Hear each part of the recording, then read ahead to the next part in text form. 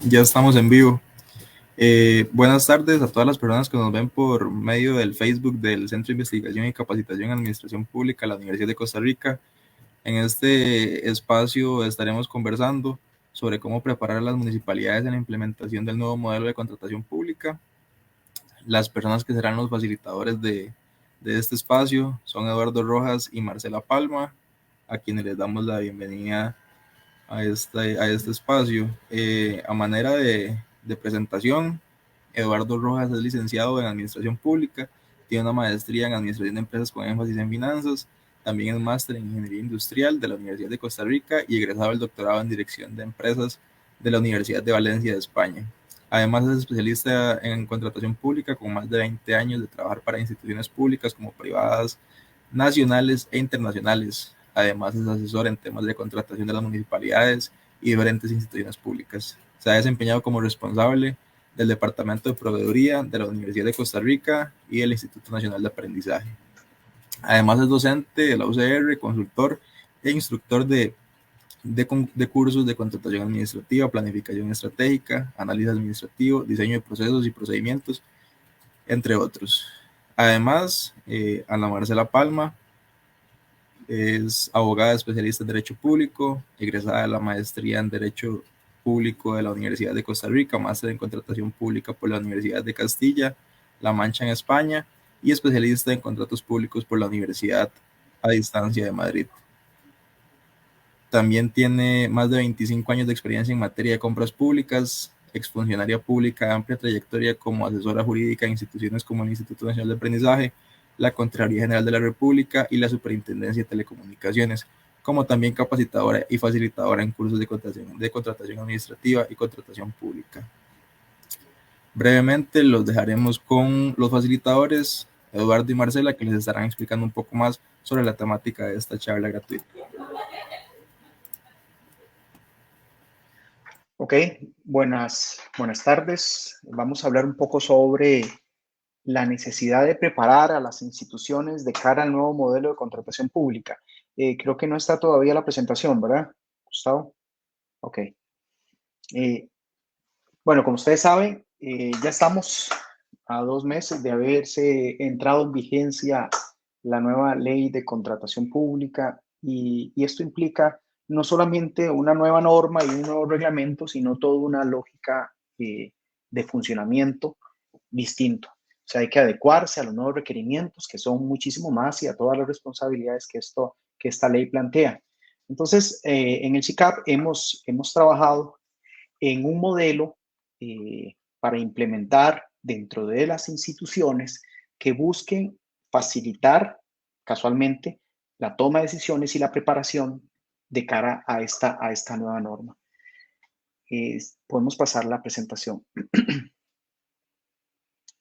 Bueno, como ustedes saben, en el 2021, en mayo del 2021, se aprobó esta nueva norma que viene, entre otras cosas, a fortalecer los temas de integridad y transparencia, el tema de datos abiertos, de acceso a un sistema donde las personas pueden revisar todo lo que está haciendo las instituciones públicas para comprar sus bienes y servicios. Por supuesto, potenciando el uso de los medios electrónicos, como es el SICOP, donde ahora se supone que es obligatorio realizar todos los procesos de contratación. Entonces, es una nueva lógica porque todavía el año pasado había muchas instituciones de las más importantes del país trabajando a pie o en papel. Y recientemente, a través de una autorización que le dio la Dirección de Contratación Pública al MEP, se autoriza a las juntas de educación y juntas administrativas a todavía seguir trabajando en papel. Sin embargo, bueno, a pesar de que son muchísimas, son 4.300 juntas, hay algunas que ya están trabajando en SICOP apegadas a lo que establece el nuevo modelo, pero la idea es que en un año todas estas juntas y todas las instituciones públicas y privadas que tengan que estar trabajando o comprando al amparo de esta norma estén obligadas a utilizar el SICOP. Marce. Hola, muy buenas tardes. Me disculpo porque la cámara no me está funcionando, pero un gusto estar acá en este espacio para compartir con todos los interesados. Sí, efectivamente, La nueva ley aprobada desde el año 2021 introduce importantes cambios en la forma en que se ha venido comprando. La contratación pública deja de verse solo como un mero sistema de abastecimiento de bienes, servicios y obras para convertirse también en un mecanismo no solo para alcanzar la satisfacción del interés público en el tema compra, sino también para alcanzar objetivos estratégicos a nivel país, ¿verdad? Y ahí las municipalidades adquieren un papel preponderante, si se quiere, porque pueden, y está habilitado por la ley, por ejemplo, a pensar en su región, en su sector, y son importantes desafíos que trae consigo la nueva ley.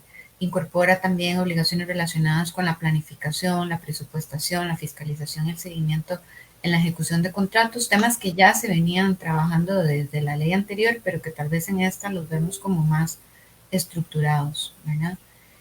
También hay desde una nueva tipología de procedimientos de contratación, ¿verdad? Que eso es muy importante tomar en cuenta y que las reglamentaciones internas tendrán que adaptarse a esa nueva tipología.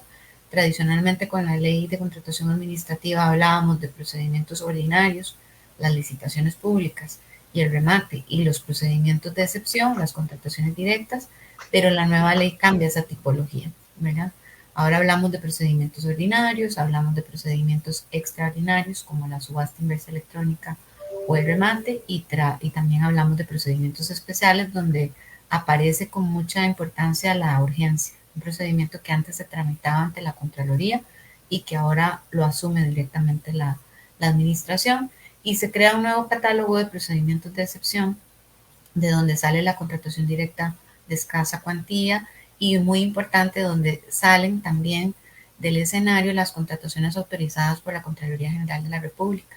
Esas que muchas veces nos servían como para solventar un problema, ¿verdad? De una necesidad, garantizar la continuidad de un servicio público o la de situaciones imprevisibles que también eventualmente tal vez en un momento se usó para, para lo mismo y para evitar lesiones al interés público y ya hoy dejan de utilizarse. También vemos nuevos contratos eh, y muy importante se reestructura la parte de la rectoría, se crea una rectoría en la materia que ahora ya empieza a asumir su rol y que también va a generar importantes desafíos con respecto a qué materias le toca asumir a la rectoría y en qué otras materias va a pronunciarse la Contraloría General de la República, que sigue siendo el fiscalizador superior de la Hacienda Pública, ¿verdad?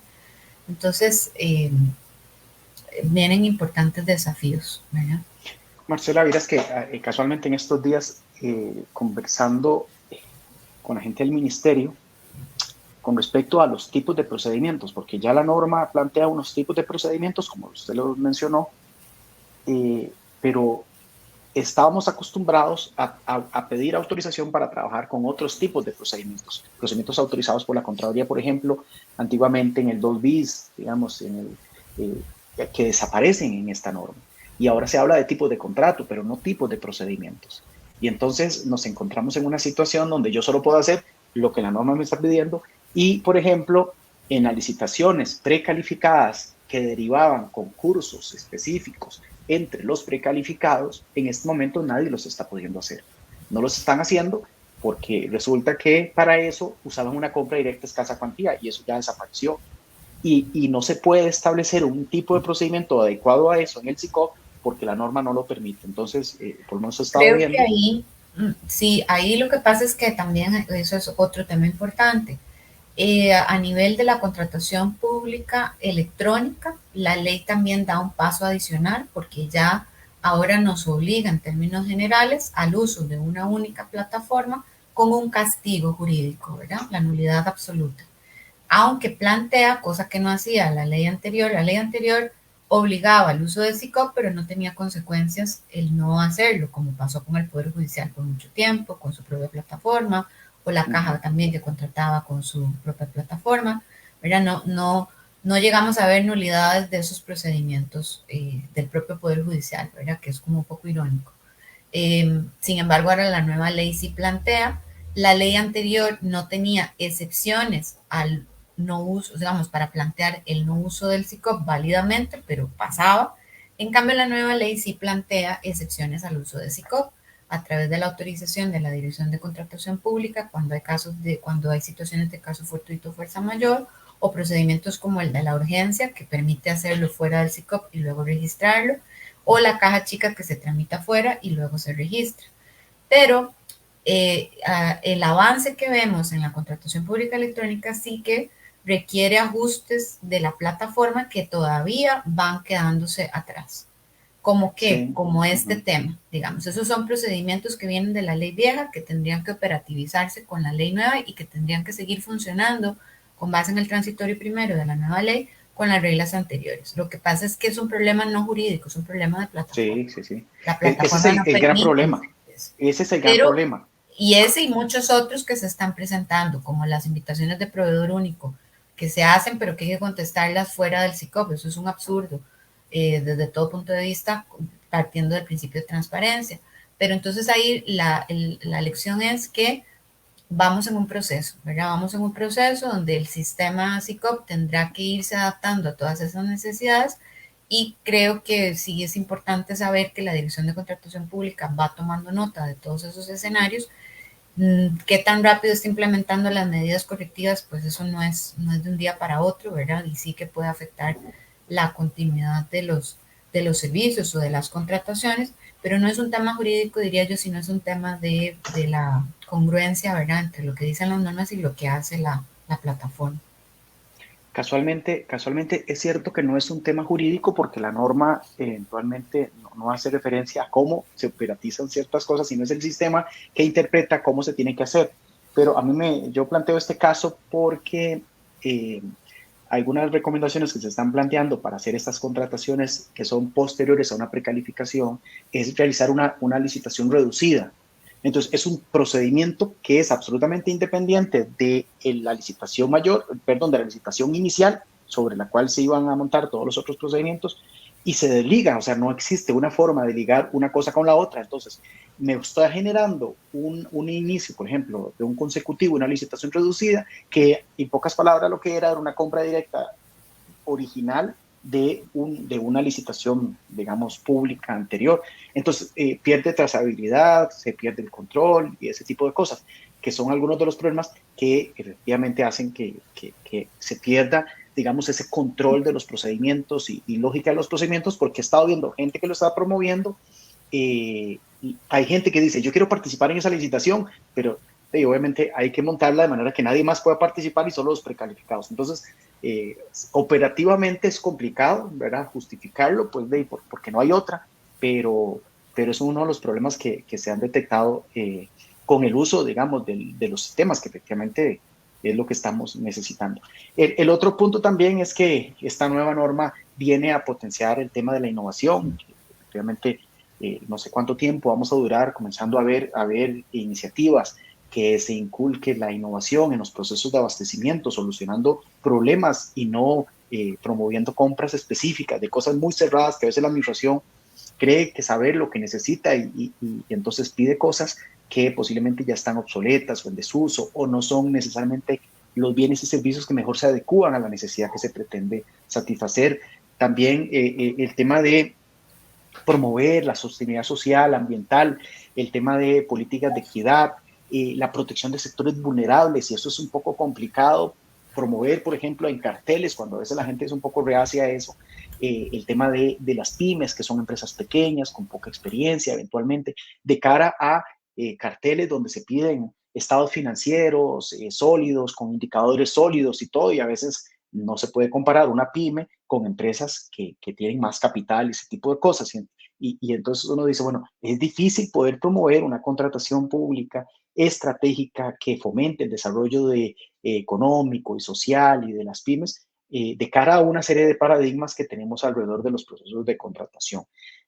Pero bueno, esos son retos que la ley plantea, que se deben de buscar, que se deben de promover, que se deben de implementar y no son necesariamente tan sencillos de cumplir.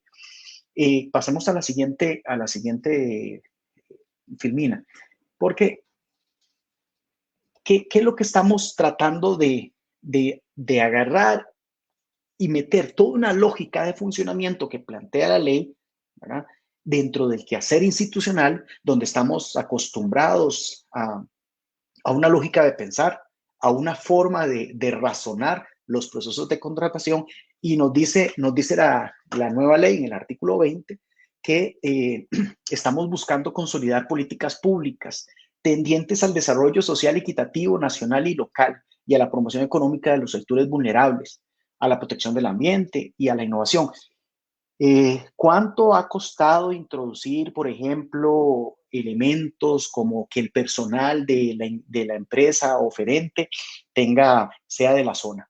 O, por ejemplo, que tenga una patente local y que tenga más de un año de tenerla. Y entonces he visto recursos y recursos anteriormente asociados a eso, a empresas que no tenían patentes en la zona, a empresas que no tenían conocidos en la zona para poder integrar a esto, pero esta norma está buscando y fortaleciendo este tema. Digamos, si se promueve un concurso en una municipalidad, es común que las municipalidades quieran incorporar o promover el desarrollo de las empresas locales en los procesos de contratación.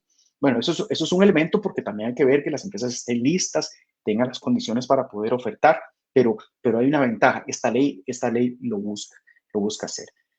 No sé si quisiera mencionar algo de esto, Marce. Sí, lo que comentábamos antes, que es uno de los pilares más importantes que se le ha promocionado, si se quiere, al nuevo modelo de gestión, ¿verdad?, que plantea la ley, y es utilizar la contratación para algo más que comprar, para aplicar, digamos, la garantía ya constitucional de la distribución equitativa de la riqueza, las garantías del Estado social, digamos, de derecho costarricense llevadas a la contratación pública. Y entonces utilizar los procesos de compra pública para alcanzar objetivos país en función de temas ambientales, temas económicos, temas sociales, y ahí viene la parte regional, que es interesante y que se podría inclusive enlazar con otra de las cosas que la ley plantea, y que es un tema que está poco tocado, que es poco, yo veo que no está como ahí, pero que no se ha explotado tanto, y es el tema de la compra consolidada, que va más allá de las contrataciones que puede hacer la Dirección de Contratación Pública a nivel centralizado, a través, por ejemplo, de figuras como el convenio marco, y que podría dar lugar a, por ejemplo, convenios marco regionales que más bien hagan las municipalidades por sectores. Pensemos, por ejemplo, en un convenio marco de las municipalidades del Caribe Sur, por ejemplo, para unificar sus necesidades, consolidar sus necesidades de compra y aplicar objetivos estratégicos también asociados. Eso sería interesante.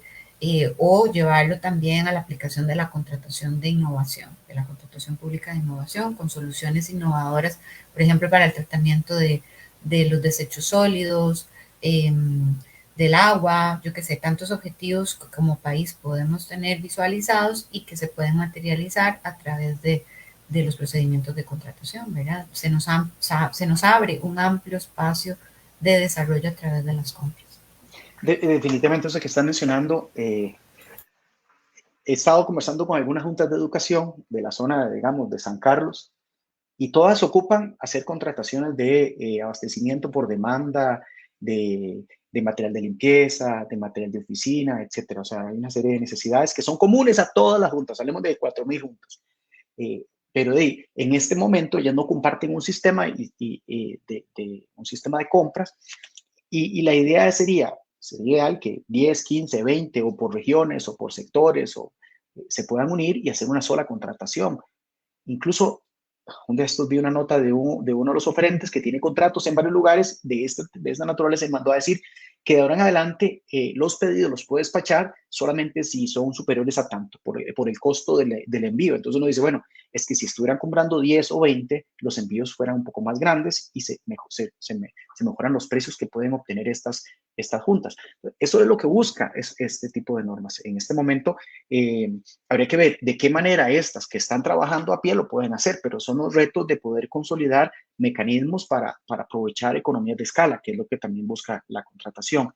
Casualmente, el año pasado, la Contraloría General de la República había hecho un informe, si quiere pasamos a la siguiente, Cristina, había hecho un informe en el cual había analizado qué tan preparadas estaban las instituciones de cara a este nuevo modelo.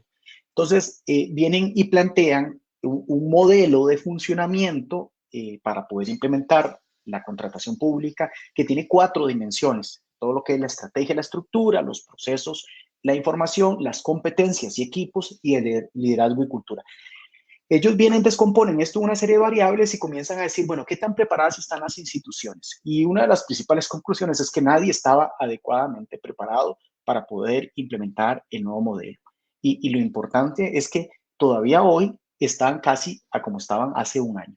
Posiblemente tienen cierto nivel de capacitación, pero no han logrado desarrollar, por ejemplo, instrumentos, mecanismos, directrices y muchas todavía, ni reglamentos para poder adecuarse a estas nuevas necesidades. Hoy en día, contados con los dedos de una mano, tenemos reglamentos publicados, reglamentos nuevos, y posiblemente de caja chica todavía no hay nuevos reglamentos cuando la norma ahora posibilita hacer una compra de caja chica hasta por 6.600.000, y muchos no lo pueden hacer a nivel municipal porque no han logrado aprobar un reglamento de esto, que tuvieron ya 18 meses para poder hacerlo, ¿verdad?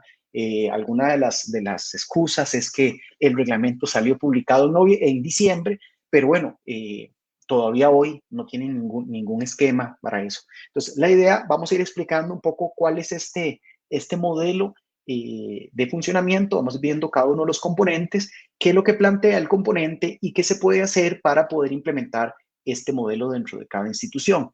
Entonces, pasemos a la siguiente, por favor.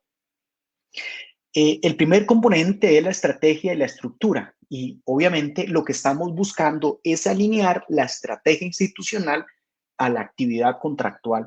¿En qué sentido? Muchas veces, como parte de las políticas institucionales que están planteadas en el plan estratégico municipal, en el plan de desarrollo humano local, no vemos el tema de el desarrollo de la contratación pública como un elemento que pueda permitir la protección o el fomento a sectores vulnerables. No vemos el tema del tema de las pymes. Entonces, este modelo busca identificar qué tan alineados están las instituciones en temas del plan estratégico y la contratación pública, el tema de los riesgos en los procesos de contratación, el tema de los recursos disponibles, humanos, tecnológicos, y la estructura organizacional, si está adecuada a las nuevas necesidades de este nuevo modelo de contratación. Pensando también que en el corto o mediano plazo vamos a tener que tener unidades de compra acreditadas, ¿verdad? Que es un reto también de la norma, y personas certificadas para que puedan comprar. O sea, podríamos también estar de cara a una condición donde la institución no logre acreditar su unidad de compras y no pueda comprar, o las personas no están certificadas, no logran certificar los conocimientos y no están autorizadas para poder ejercer el proceso de compra. Bueno, es parte de eso. ¿Cuál es la estrategia institucional y la estructura que mejor se adecua a este nuevo modelo? Y lo que nos lleva a revisar normativa interna y mecanismos de coordinación institucional e interinstitucional, cosa que ya han venido haciendo algunas instituciones tratando de revisar esa normativa. Marce. Perdón, sí, muy importante la parte de planificación, ¿verdad? Se refuerza mucho, se mantiene mucho la idea, ya venía en la ley anterior, de que en la decisión inicial de los procedimientos tiene que quedar trazada pues toda la ruta que se va a seguir en cuanto al procedimiento, pero la nueva ley refuerza temas de planificación asociando, por ejemplo, en obra pública, todo el proceso de contratación a planes de mayor envergadura, ¿verdad? Y además hay que definir desde la decisión inicial, que es una cosa que también yo no sé si ya las administraciones son conscientes y lo están implementando, que por ejemplo hay que definir el ciclo de vida de cada proyecto, de cada contratación, con sus fases de ejecución, la definición de los administradores del contrato, definición de parámetros para medir la calidad, y poder medir la gestión por resultados, que es otro de los pilares que la nueva ley impulsa, ¿verdad? Entonces, efectivamente, no es un tema, yo, al menos yo lo que veo, lo que visualizo es que hay más trabajo, si se quiere, de carpintería que hay que hacer, que no es solo formal, sino también sustantivo, antes de iniciar los procedimientos de contratación, ¿verdad? No es sacarlos por sacarlos, hay que hacer todo este alineamiento estratégico con el análisis de riesgos, como bien lo dice ahí, la revisión de recursos financieros, humanos, tecnológicos, o cuántos contratos se nos pueden caer. Por ejemplo, si entramos en un tema de contratación pública, de innovación, y es tal la innovación que no tenemos nadie dentro de la administración que pueda fiscalizar la ejecución de ese contrato, porque es algo demasiado especializado. Eso hay que planificarlo de previo, ¿verdad? Y en obra pública, por ejemplo, toda la planificación asociada a los planes país, pero además de temas ya más concretos como expropiaciones, como permisos, como reubicaciones de servicios, e inclusive le da la nueva ley a las municipalidades, del otro lado, la obligación de darle prioridad a las reubicaciones de servicios que sean competencia de las municipalidades en los proyectos de obra pública, ¿verdad? También. Sí, con respecto a este elemento, digamos, a este componente de la estrategia y estructura, pasemos a la siguiente para ver cuáles son las variables que están consideradas dentro de este componente. Por supuesto, lo hemos mencionado, el alineamiento estratégico, o sea, cómo alineamos la estrategia institucional con el nuevo modelo, cómo podemos implementar toda esta lógica de compras públicas como instrumento de desarrollo dentro de los procesos de contratación, cosa que a nivel municipal es muy importante que se trabaje específicamente con de los sectores productivos del cantón. El tema de los riesgos, que en tema de riesgos sí tenemos muchas debilidades a nivel general, a nivel de aplicación de lo que es la ley de control interno y todo, y ahora tenemos que incorporar estos procesos de contratación dentro de esta lógica de CEBRI. La revisión de los recursos institucionales, que muchas veces las instituciones no disponen de las condiciones mínimas necesarias para poder comprar, ¿verdad? Hay muy pocas personas, con muy pocos recursos, etcétera. Y por supuesto, los procesos de coordinación interna y externa que se necesitan. Además de eso, muy importante la revisión de la normativa que se dispone para comprar. Yo quisiera que pudiéramos pasar a hacer un brinco a la filmina 18 para hacer referencia casualmente a este tema de una manera muy particular. Vamos a pasar a la 18 y después nos vamos a devolver donde estábamos, pero en la 18 acabo de montar un cuadro casualmente con todo este tema de la normativa interna. Una de las cosas que está sucediendo a nivel municipal es que todo debería subir ahora al Consejo, ese es lo que se dice. Entonces, hay una serie de elementos que la norma plantea que son competencia, la decisión es competencia en este momento del jerarca, y a nivel municipal el jerarca es el Consejo Municipal. Entonces, ahí puse, digamos, cuál es la descripción de aquella decisión del jerarca que puede ser delegada, el artículo de la ley, el artículo del reglamento y la condición. Hay 4 de estas decisiones que no se pueden delegar, por eso pongo ahí no delegar.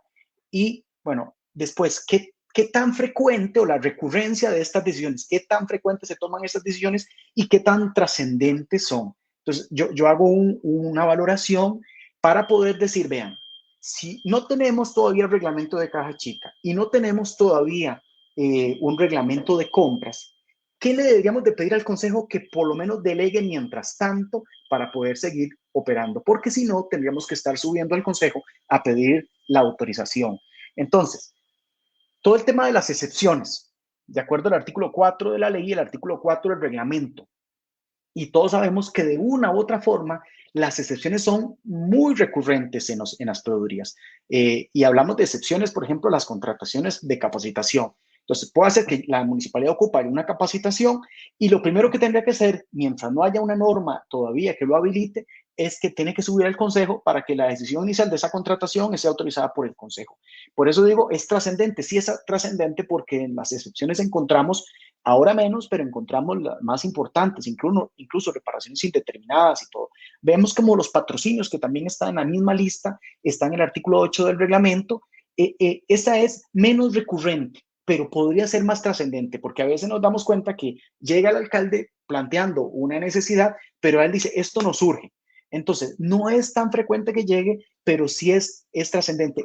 A este podríamos decir es urgente, es necesario que venga el Consejo y nos permita que las unidades autoricen los patrocinios directamente.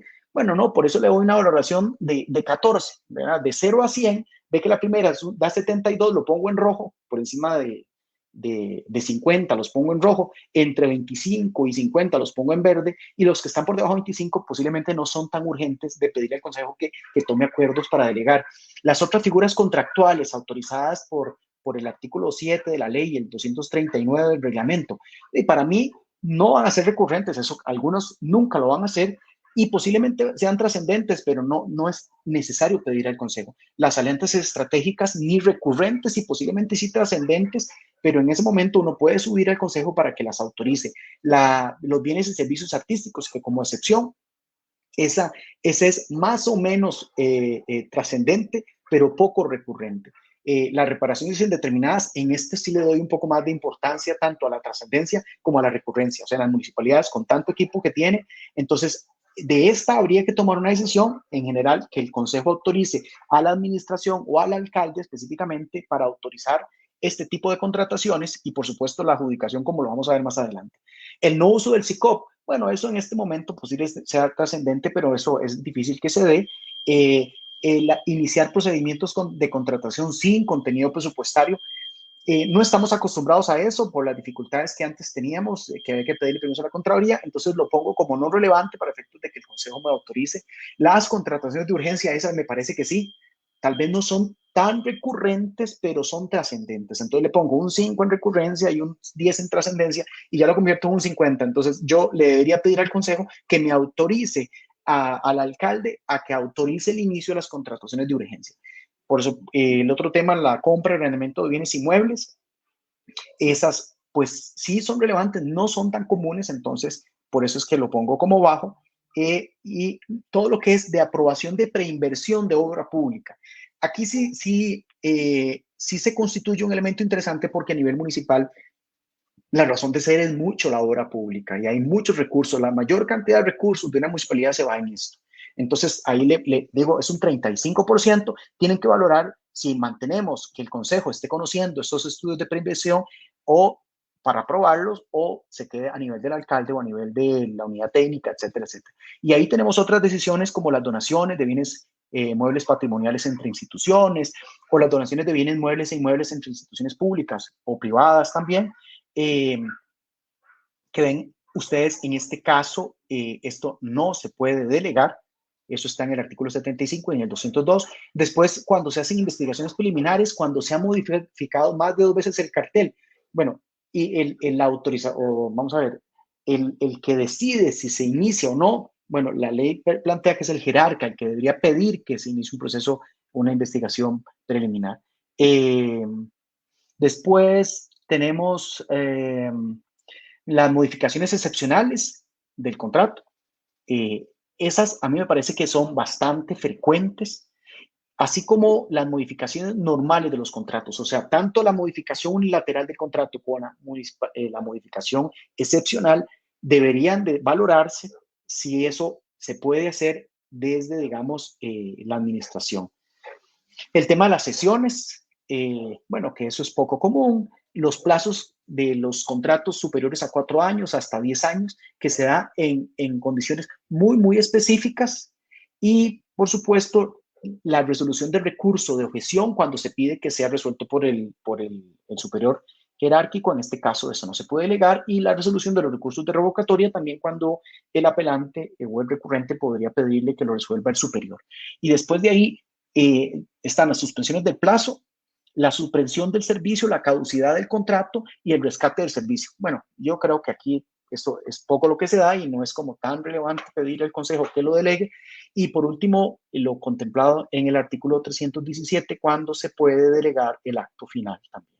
Entonces, una de las principales preocupaciones, porque ya he visto varias municipalidades solicitándole al Consejo Municipal que les autoricen una serie de decisiones. A mí me parece que estas que están en rojo son aquellas que en ausencia de normas específicas se debería estar planteando a lo interno del Consejo que se los autorice a la administración. De lo contrario, pues se pierde un poco la eficiencia y se pone un poco más lenta. No sé si querías decir algo, Marce, por acá.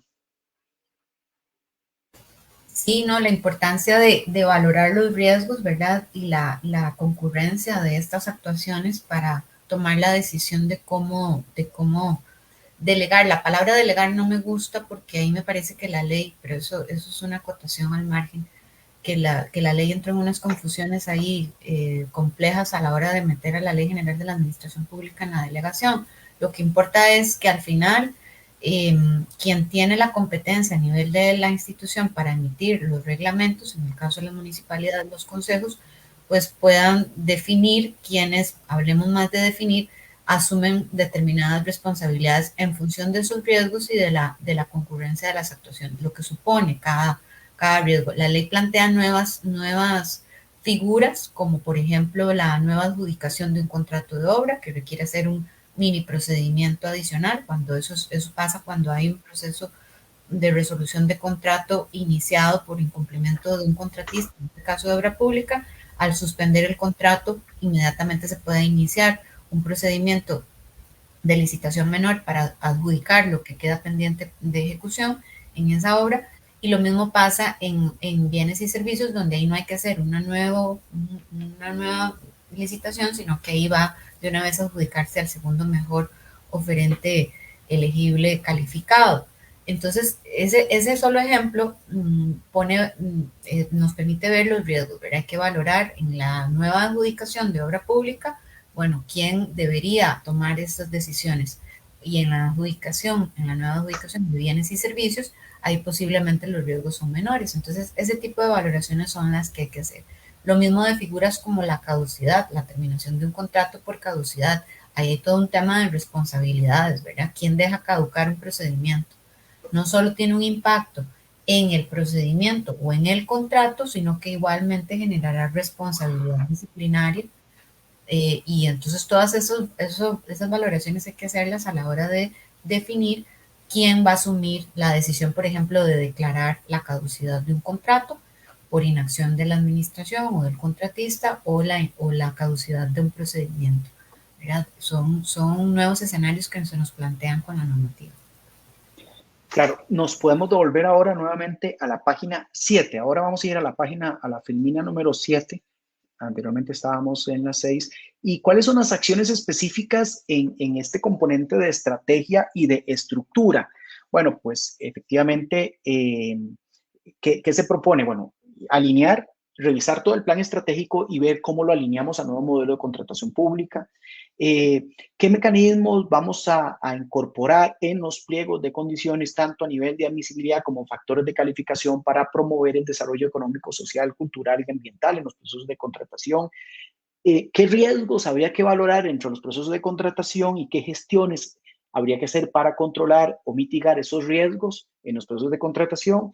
La lista de recursos de los cuales se dispone o se necesita para poder digamos, hacerle frente a los procesos de contratación, tal cual lo plantea el nuevo modelo, y qué directrices, políticas y lineamientos pueden mejorar los procesos de coordinación interinstitucional. Y, por supuesto, las propuestas normativas que nos permitan estar alineados a esto, como el reglamento de caja chica en este momento tan necesario. He visto que la gente está como muy precisada con algunos procesos, y todo lo primero que pregunto, ¿cuánto cuesta eso? 1 millón, 2 millones, 3 millones, y yo, ok, mientras no tenga un reglamento de caja chica, van a tener que hacer una licitación reducida porque hasta hoy han tenido reglamentos de caja chica muy limitados y esto podría resolverles alguna parte de esos problemas. Siguiendo con el siguiente componente del modelo son los procesos de información, los procesos y la información, que aquí estamos tratando de identificar los controles a las excepciones, los procedimientos de urgencia, las acciones para preparar a las personas que se encargan de los procesos técnicos, los mecanismos de promoción de transparencia, el acceso a la información y la rendición de cuentas. Definitivamente hay que fortalecer muchísimo la preparación del personal y en todo el tema de obra pública, yo digo, okay, ya nos estamos quedando porque las contrataciones de obra pública no paran en las municipalidades, pero la necesidad de poder trabajar la parte previa para poder hacer una decisión inicial bien elaborada con toda la verificación de requisitos y todo, es súper importante poder hacerla.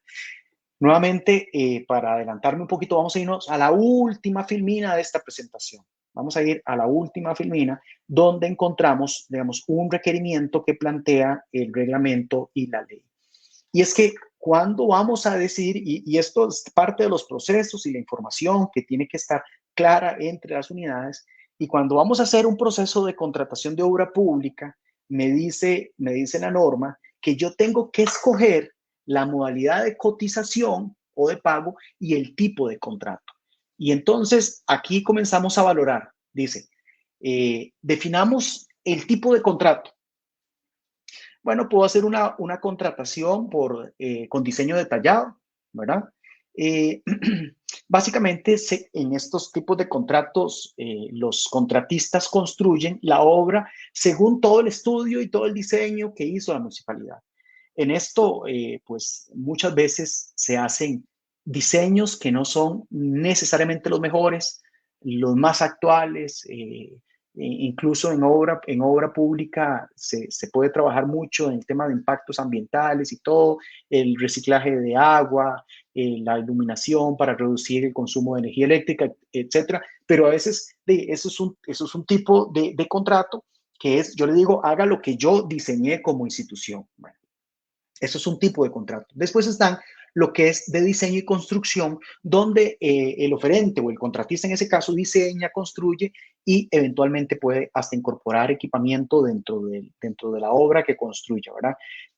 La idea es poder entregar la obra funcionando completamente.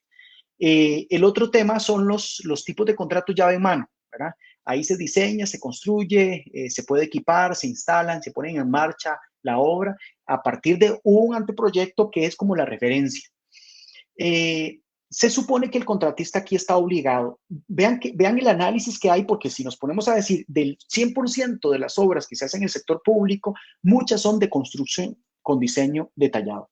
Posiblemente el diseño y construcción es la segunda modalidad o tipo de contrato que conocemos y los llave en mano en el tercero. Pero después tenemos los proyectos de obra pública de conservación o mantenimiento, donde se hace durante un periodo de tiempo trabajos y labores para mantener las condiciones de la obra, de la infraestructura, de los sistemas operativos de infraestructura, el eléctrico, el mecánico, etcétera. Después está otro tipo de contrato que son los niveles de servicio, donde se pactan entre la administración y el contratista resultados específicos, estándares o indicadores para que el contratista le dé servicio y, por supuesto, una combinación del resto. Entonces, lo primero que la administración tiene que hacer, y eso solamente a través de un proceso de fortalecimiento de las áreas técnicas, escoger el tipo de contrato. Y no solo eso, sino va a tener que escoger entre la modalidad de cotización. Y aquí tenemos los precios unitarios, ¿verdad?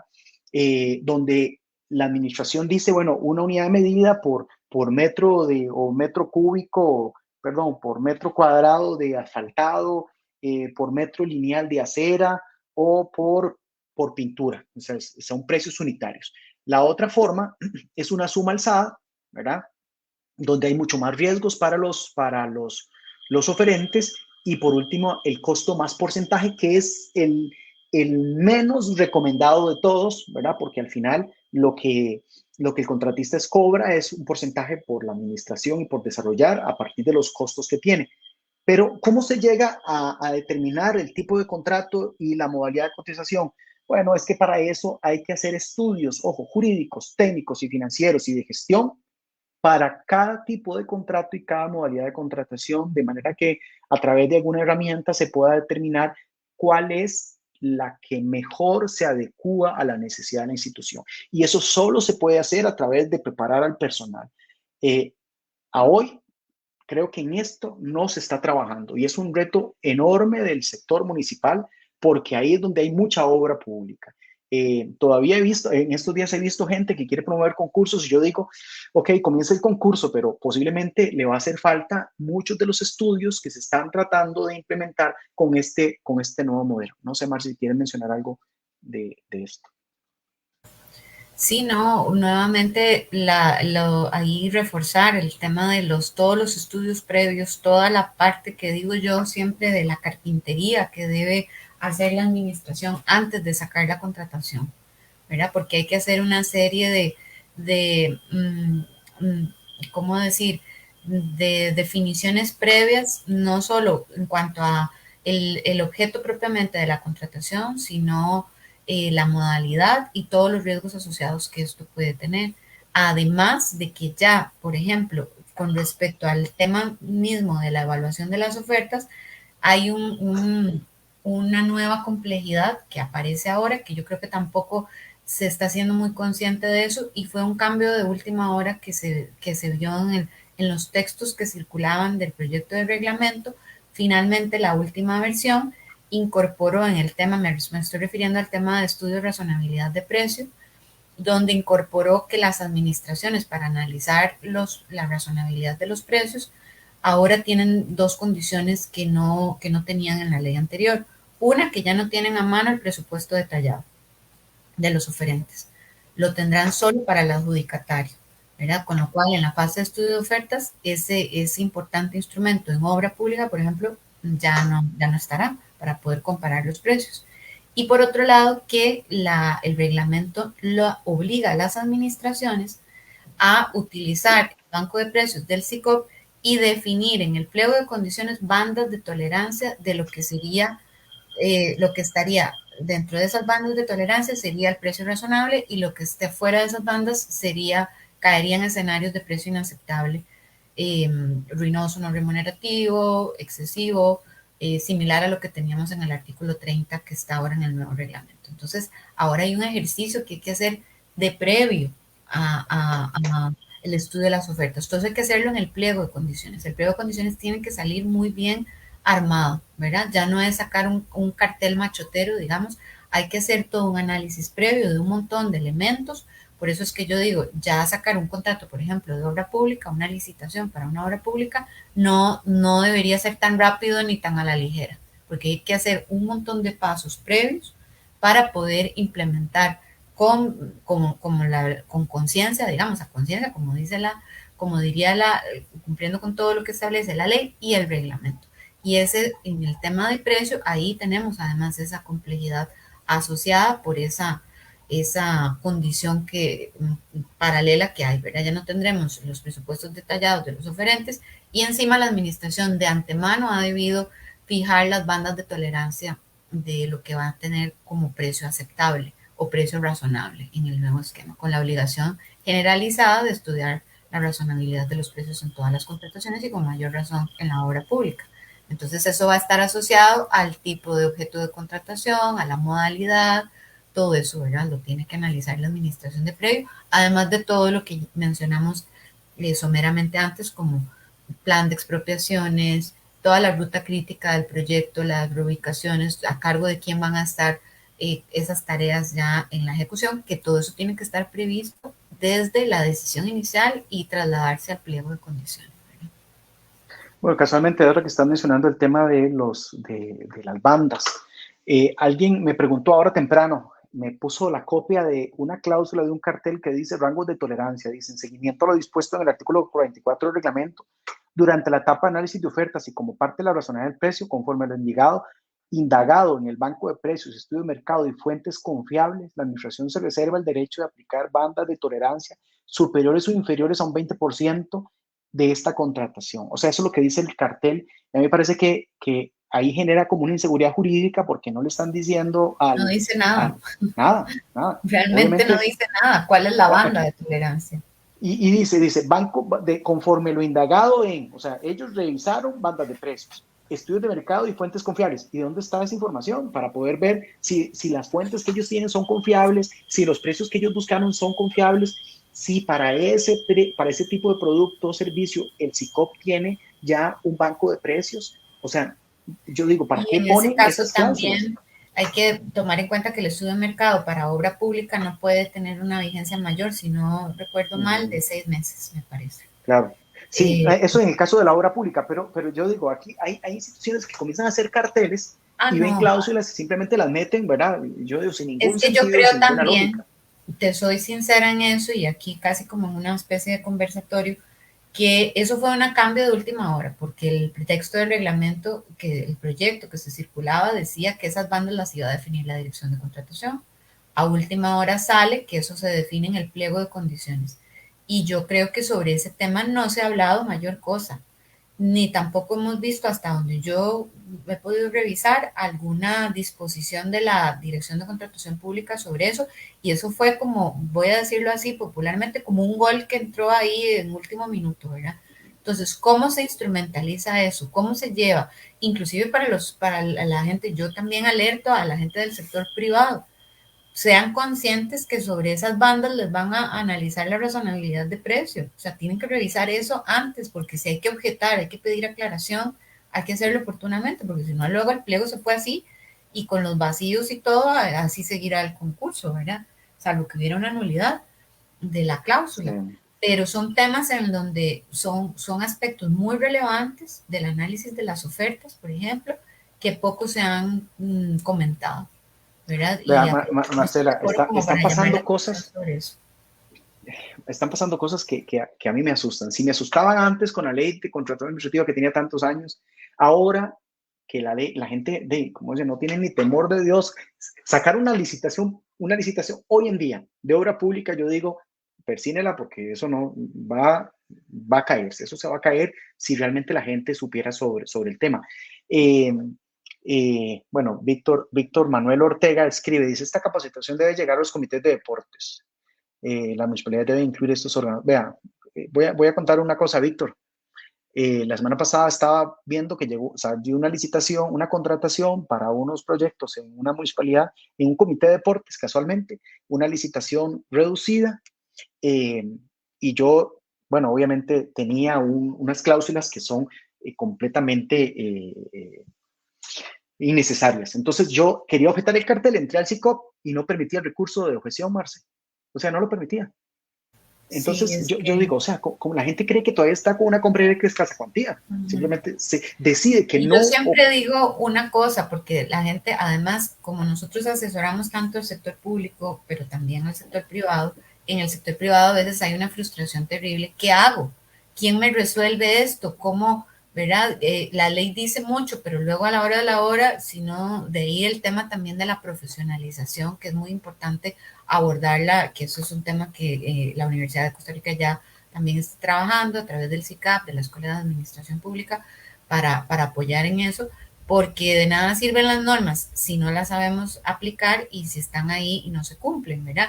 Y yo siempre digo, no hay una policía de la contratación pública, no puede haber un policía en cada proveeduría para ver si están haciendo bien las cosas o no, y muchas veces quienes están del otro lado, que lo que pretenden es ser socios estratégicos de la administración, desde el sector privado, se quedan atados de manos, porque también los instrumentos son pocos, ¿verdad? La objeción al pliego de condiciones, las aclaraciones, inclusive en la objeción al pliego de condiciones ahora pasa un fenómeno bastante interesante. Si el pliego de condiciones se modifica y la modificación no es sustantiva, no cabe la objeción, ¿verdad? Eso lo plantea el reglamento.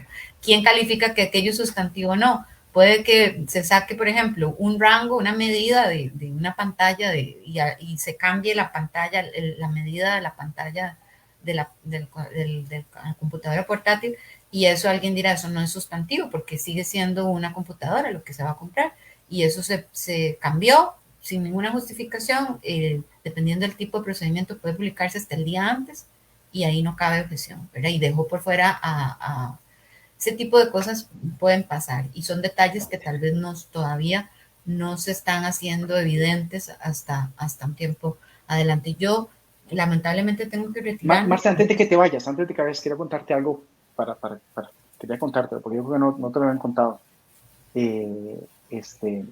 Alguien presentó un recurso ahora ante una municipalidad aquí en Heredia, y como por el tema que era por demanda, que no estaba muy claro si por el monto, y como está un poco oscuro el tema de quién resuelve, quién no resuelve los recursos, si es de apelación o revocatoria, entonces lo presentó en los dos lugares. Y el primero que resolvió fue la Contraloría diciendo que no le tocaba resolver, que por el monto y todo se le tocaba resolver la municipalidad, que no era competente. Y entonces la municipalidad rechazó el recurso porque ya la Contraloría había resuelto, y entonces ya no puede presentar más. Entonces yo digo, Dios santo, o sea, ¿qué hacemos en ese caso? En broma y en medio en serio, hará falta, pareciera como la policía de la contratación pública, ¿verdad? Porque Sí, es que si la gente hace lo que quiere, al final el cambio de modelo no se va a dar, sí, porque no es solo tener las normas, es saber aplicarlas, es entender la lógica, y de eso es lo que estamos tratando de hacer desde este tipo de foros, tratar de transmitir de qué se trata esto y hacia qué vamos, porque si no se volverá un cambio cosmético.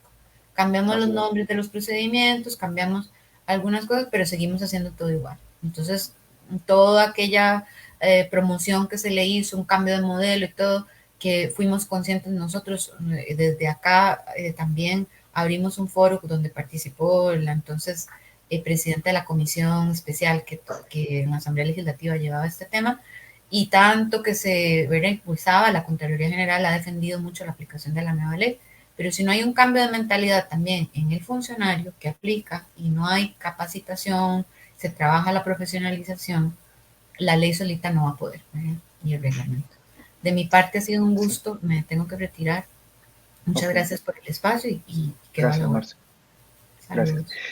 Sí, bueno, vean, yo les puedo contar aquí historias de terror, historias de ultratumba que uno dice, Dios santo, y yo en un foro, en este que mencionaba Marcela, que hemos tenido incluso con Ana Lucía, que era la presidenta de la comisión, que estuvo viendo este reglamento, yo decía, esto no es un tema de leyes, es un tema de personas que aplican las leyes, porque la norma incluso es bastante flexible, el principio de eficiencia nos puede ayudar a hacer muchas cosas y a tomar... de decisiones razonadas, bien fundamentadas, pero por ejemplo el hecho de que en su momento pensábamos que la oferta que viene en el SICOM no viene firmada, entonces la firma no es subsanable y queda fuera, dejando de lado que en el mismo SICOP la persona cuando la sube tiene que firmar. Y entonces, ¿dónde quedaba el principio de integralidad de la oferta?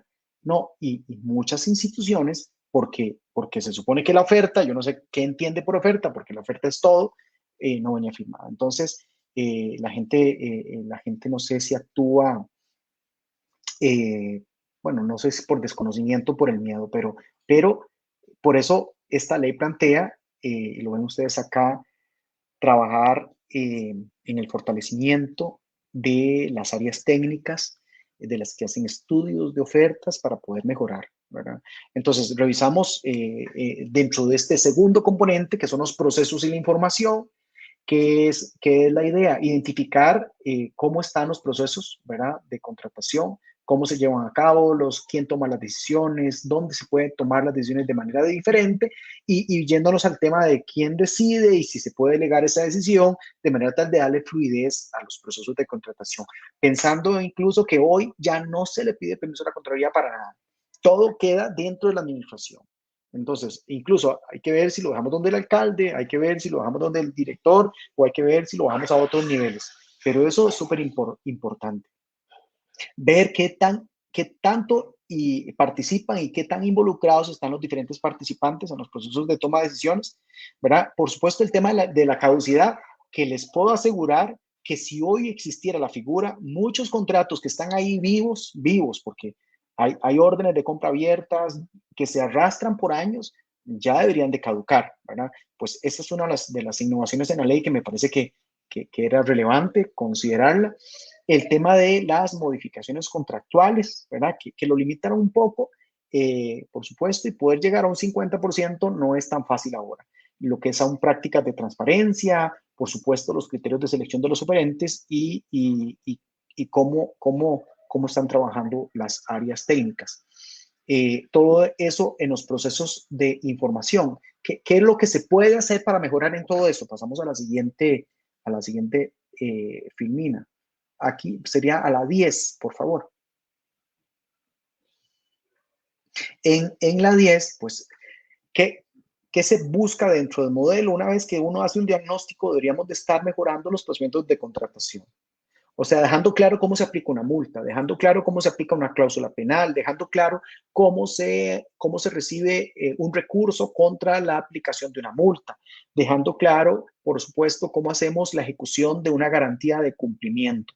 Eso hay que documentarlo, hay que hacer procedimientos para eso. Lamentablemente, las instituciones municipales, muchas no tienen documentos, no tienen procedimientos y existe un vacío porque la gente no sabe ni qué leer para poder hacer. Establecer políticas, directrices para garantizar la participación de la gente. Por supuesto, ojo, monitoreo de plazos. Eso es otro gran problema en la ejecución de contratos continuados. La gente no dice ni sí ni no en las prórrogas. Entonces, tenía que decir algo, ¿qué decía el cartel? Ahora la ley sí plantea que 2 meses antes hay que avisar algo, hay que decir algo, si no, el contrato no se prorroga. Por eso es que es súper importante el monitoreo de los plazos y la comunicación con los proveedores. Todo el tema del seguimiento a la ejecución contractual, ¿verdad? La descarga, la información que se le puede suministrar a las personas, las alertas tempranas que plantean, ¿verdad? La norma y efectivamente yo diría promover criterios de selección de contratista transparentes, claros, que la gente sabe qué es lo que se busca, con cada uno de estos criterios, ¿verdad? La idea es que las áreas técnicas en coordinación con la proveeduría puedan mejorar muchísimo sobre lo que va en los carteles, que todo tenga lógica, porque he visto que se repiten y se repiten cláusulas de la norma y se dejan de decir muchas cosas que tienen que ver con el objeto del contrato, con la ejecución del contrato, con multas, etcétera. Entonces, es una lástima porque salen carteles llenos de, por eso, basura porque hay muchas cosas que no agregan valor, hay muchas cosas que simplemente yo digo que las ponen porque las vieron en el reglamento, pero dejan de poner descripciones. Por ejemplo, hace poco estaba viendo una municipalidad que estaba contratando maquinaria. ¿Cuál maquinaria? ¿Cómo la maquinaria? ¿Qué tamaño la maquinaria? ¿Cuántas horas de maquinaria? No, simplemente maquinaria. Hablaba de un equipo sin mayor especificación. Entonces yo digo, pero el cartel se llena de cláusulas generales que no agregan valor a lo que la gente ocupa saber para cotizar, ¿verdad? Pasamos a la siguiente, que es el tema de la competencia y los equipos. Básicamente, cómo vamos a manejar el conocimiento, el acompañamiento y reforzar el perfil de las personas que están involucrados en estos procesos. En la siguiente filmina vemos cuáles son algunas de las acciones concretas que hay que tomar. Bueno, la municipalidad ya debería tener un equipo interdisciplinario que pueda estar implementando el nuevo modelo de contratación pública. ¿Cuántas municipalidades tienen este equipo interdisciplinario? Donde estén participando funcionarios de toda la municipalidad implementando o decidiendo qué cláusulas tienen que tener los reglamentos, qué cláusulas tienen que, o cómo se va a manejar el tema de las multas y ese tipo de cosas. Tiene que haber una comunicación un poco más fluida, ¿verdad? Entre los empleados y obviamente la coordinación. ¿Cómo nos estamos preparando en general? ¿Cuánta información conocen todos? O sea, hay una nueva ley, pero ¿qué estamos haciendo para poder hacerlo? ¿Cómo estamos haciendo esa transición entre los procesos de contratación amparados en la ley anterior y los procesos de contratación que se amparan en la nueva norma, ¿verdad? Esa transición normativa que estamos haciendo. ¿Qué capacidades estamos promoviendo en el recurso humano? Y si existe de alguna forma un acompañamiento. Yo personalmente no creo en una capacitación pura y simple, sino en procesos de acompañamiento y fortalecimiento del personal. ¿Por qué? Porque una capacitación para personas que no están tan familiarizadas, pues se queda más en el papel. En cambio, si la persona tiene una duda, hay que llamarla, hay que sentarse con ella, hay que explicarle. Entonces la persona va como interiorizando un poco la lógica que se plantea en esta o que debería tener para la toma de decisiones. Y por supuesto, espacios colaborativos, ¿verdad? Entre el personal, entre las dependencias municipales. A veces uno dice, con lo que pasan agarrados del pelo, ¿verdad? Lamentablemente, con lo que pasan agarrados del pelo cuesta mucho esos espacios colaborativos. ¿Qué qué tipo de acciones podríamos implementar para esto? Aquí podemos pasar a la siguiente. Bueno, por supuesto, ya hay que conformar el equipo interdisciplinario, identificar las directrices, las políticas y los lineamientos para poder mejorar la comunicación, desarrollar un programa de capacitación, seguimiento y fortalecimiento de los involucrados en el proceso, desde el consejo, el alcalde y todas las dependencias institucionales que tengan que ver con los procesos de contratación y garantizar un acompañamiento. Y a veces el que menos hace acompañamiento es la proveeduría, porque a veces no sé, con lo poco que sabe, no se anima a ayudar y todo, y entonces se sienten muy solo las unidades solicitantes y las unidades técnicas, y ahí es donde se dan errores casualmente. Y por supuesto, el desarrollo de esos espacios para poder intercambiar experiencias, conocimientos, habilidades, porque a veces lo que hace una unidad para una contratación no lo saben las otras unidades. Entonces, todo ese proceso de aprendizaje es súper importante poderla potenciar. Pasamos al otro componente, que es el último componente, que está relacionado con todas aquellas acciones que promueven la calidad, la gestión por resultados y el análisis de los riesgos en las contrataciones y la ética y el comportamiento ético de esto, que es donde comenzamos a decir qué estamos haciendo para fortalecer también el conocimiento de los proveedores locales. Si queremos potenciar el desarrollo local a través de la contratación de los proveedores locales, a estos definitivamente hay que capacitarlos, y es obligación de la municipalidad desarrollar acciones para poder no solamente capacitarlos en el uso del SICOP o en el uso, aplicación de las normas, sino también instruirlos sobre un comportamiento ético, como recuerden ustedes que es un principio en este momento incorporado en la norma, el comportamiento ético, ¿verdad? Que los proveedores que sean como muy correctos, que cumplan bien con lo que la norma plantea, porque a veces tenemos también malas prácticas por parte de esto. ¿Qué acciones específicamente se plantean dentro de las variables? Pasamos a la siguiente, Vilmina. Bueno, ¿cuáles son los desafíos y limitaciones que tiene la institución? ¿Cómo podemos promover una cultura orientada a los resultados y a la gestión de riesgos y a la calidad? Bueno, esto es importante no solamente por el tema de la contratación, sino en general. O sea, ¿cuántos de los funcionarios municipales brindan informes de gestión de resultados, ¿verdad? Igual los procesos de contratación deberían estar orientados a objetivos específicos que se tienen que cumplir, porque de lo contrario no se logra cumplir el fin público de todos estos procesos que están detrás. ¿Cómo involucramos a los otros niveles jerárquicos y comenzando por el consejo? Porque es más fácil que nos aprueben un reglamento si saben de lo que estamos hablando, a llegar con un reglamento y él no tiene la menor idea qué es la nueva Ley General de Contratación Pública. Entonces, hay que involucrar a los altos niveles jerárquicos, porque ellos son absolutamente responsables de todo lo que está pasando y de todo lo que puede pasar o se puede mejorar. Y ya lo vimos con el tema de los procesos de delegación. El tema de fomento de prácticas de integridad y ética, aquí lo que se propone, y lo vemos en la siguiente elimina, como una acción. Nos pasamos a la siguiente. Una acción es concreta respecto a esto, lo vemos aquí al final, elaboración de un código de ética o de un manual de conducta para proveedores, que se incorpore en el cartel como parte de los requisitos durante la ejecución contractual. Este código de ética es importantísimo, porque incumplir el código de ética sería incumplir a las condiciones del contrato también. Es importante establecer lineamientos, políticas, directrices para hacerle frente a los desafíos y los lineamientos que tenemos, y por supuesto creo que debemos de capacitar, involucrar y darle seguimiento al Consejo Municipal, que haya conciencia clara sobre los retos que se plantean dentro de esta lógica de funcionamiento. En la siguiente filmina, que ya la habíamos visto, son algunas de recomendaciones que les planteábamos sobre qué deberíamos de estar pidiéndole al Consejo que delegue. Pasamos a la filmina 18, por favor. Perfecto, en esta. Este es un resumen que definitivamente es importante que tomen nota de esto. O sea, ¿cuántos consejos municipales a hoy ya decidieron qué decisiones se van a delegar y cuáles no se van a delegar? Casualmente, estos artículos que tienen incorporado específicamente responsabilidades para el jerarca, y dice así, para el jerarca o a quien éste delegue.